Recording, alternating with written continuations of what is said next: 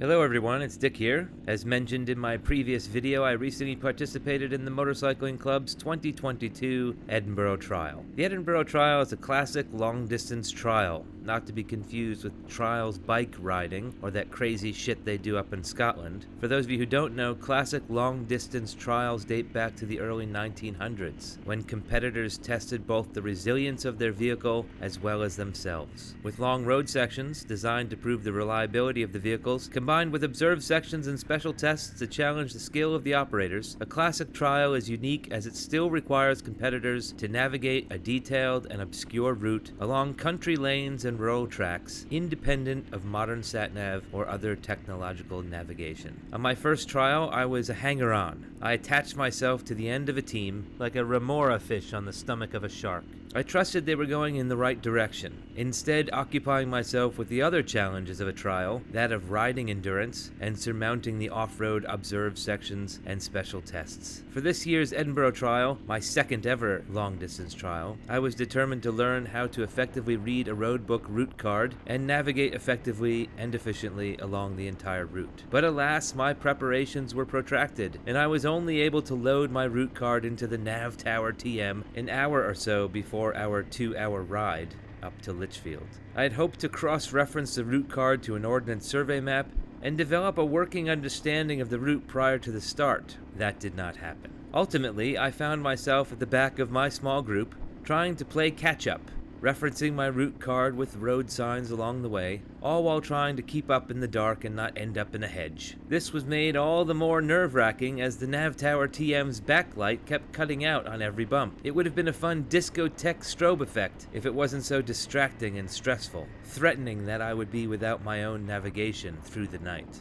Unlike my previous trial, the reliability section tonight was 42 miles along twisting single-track lanes and country roads before any observed sections. Caution and attention were the name of the game. Deep puddles, piles of gravel, swaths of mud, and inexplicable ribbons of slick Kelly green grass growing down the center of the road, threatening that each dim lane promised a potential trial-ending mishap. The challenge of the route card was to trust that you hadn't already passed the requisite sign or designated landmark, a grass triangle for example, and trust your navigational skills, as distances between turns and guideposts were explicitly absent. This often resulted in the leader of a group pausing to confer with his or her comrades, further motivation for me to have some sense of where the hell we were on the route card in case I was called upon to confirm our location. After about 45 minutes of riding, I realized we had picked up a half a dozen or so headlights behind us. I was unsure whether they were anxious to pass us as we were moving relatively slow. At one point, our leader, Ben, pulled over to check the route card, and every bike in line behind us pulled over as well. They only proceeded when we were once again on our way. I guess I wasn't the only one unsure of their route card skills. It took us approximately 1 hour and 45 minutes to reach our first time-controlled section. As there is a penalty for arriving late and leaving early from the time control, we were forced to queue in the dark for 45 minutes before we could proceed across the ford and along to our first observed section.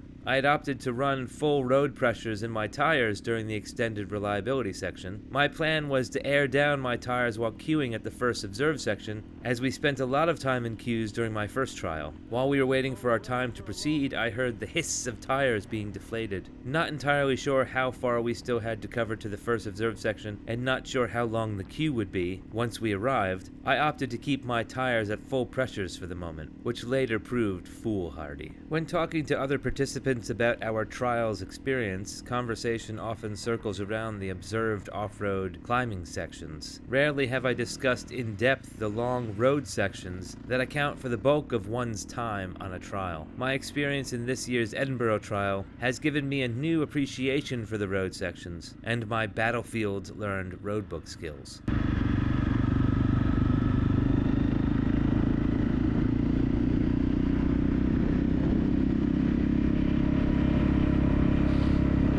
In the road. There's a cow.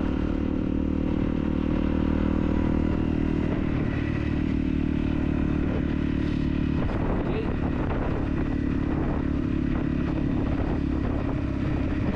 For the next 2 miles.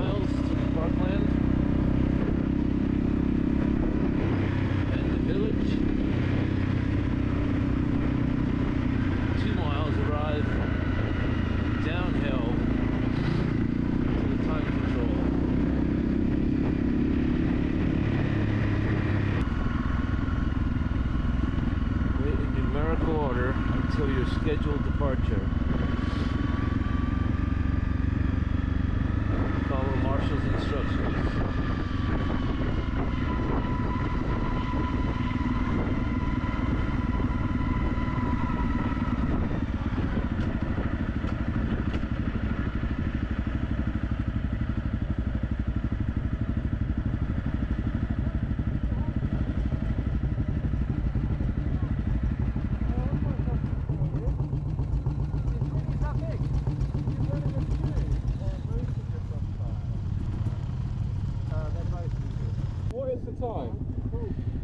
It's 2:10. We're early. We're about 35 minutes early. Yeah. Well done, though. That was really good leading. Oh, I got lost took a little while to get back in the swing of it. I was like, I'm starting to get the hang of the. But this thing is like it's like a fucking nightclub because it's just going. Yeah. Boop, boop, boop, boop, boop. You just gotta trust the text, isn't it? It says wait in numerical order until your scheduled departure time. Okay. And then follow marshal instructions. Well, yeah, but they always say that, don't they? Penalty for early departure. That was a good bit of map reading you did then. thank you. There were a few moments I was like, oh, this doesn't feel right. I was very grateful. The longer the queue gets behind you, the smaller the pressure builds. Yeah, we're due out here at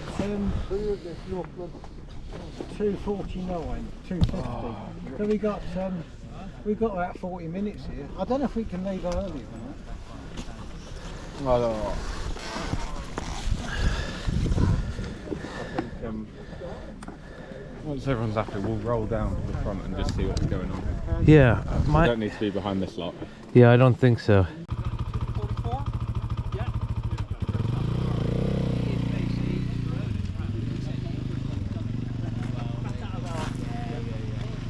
Oh, we got 92.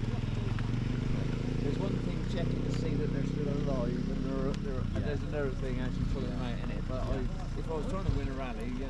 So 90, 80, what 90 and 91, I don't think have registered. Right. Okay. So So I go at my regular time at 47, or do I go at their time? you're number 92. Yeah. This is what we just discussed. Yeah. I would say go a minute apart, Reg. Yeah. Yeah. Because, well, it depends. What's the penalty for leaving early? Yeah, there is technically there's a penalty for leaving early. But I process the results. If someone did something like, was it someone accused them of deliberately hanging back because they thought the weather was going to change? The man who's doing the results says, in a polite way, Go in a minute. Get the hell out of here. 45. Yeah. Yes. Yeah. All right, gents. Great stuff. Thanks All right. for your volunteering. All right, Thanks. Have a good night.